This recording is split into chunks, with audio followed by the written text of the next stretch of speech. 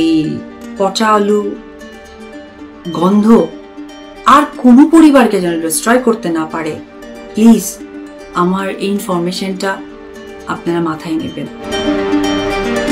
প্রায় 1 বছর পর বুবলিকে নিয়ে মুখ খুললেন অপু বিশ্বাস। সেই পুরনো স্টাইলে বুবলিকে পচা আলু বলে পচাতে শুরু করেন। তারা যে একজন আরেকজনের সতীন তা তাদের ব্যবহার দেখলেই বোঝা যায়। আসলে এই আলু গন্ধের জন্য আমার পরিবারটা একদম যাকে বলে যে মানে ম্যাচাকার বা একটা ডিস্ট্রয় লাইফ হয়েছে। বাট আলহামদুলিল্লাহ, বলে না যে চোরের 10 দিন গেহেস্তের 1 দিন, এটা সত্য। বুবলিকে এখন মানুষ পচালো নামেই চেনে।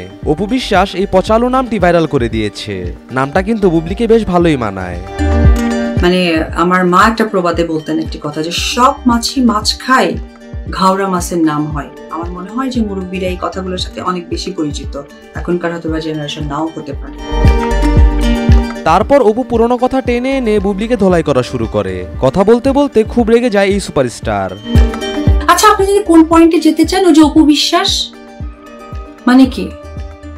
আমি আপনার পরিবার, আপনার ওয়াইফ কাউকে নিয়ে কথা বলেছি?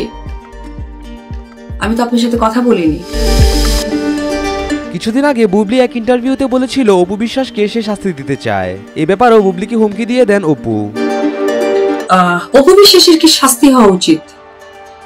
এটা এই ওয়ার্ডটা কেন আপনার মুখে এসেছে? মানে কি কি শাস্তি দিতে চাচ্ছেন আপনারা? কি শাস্তি?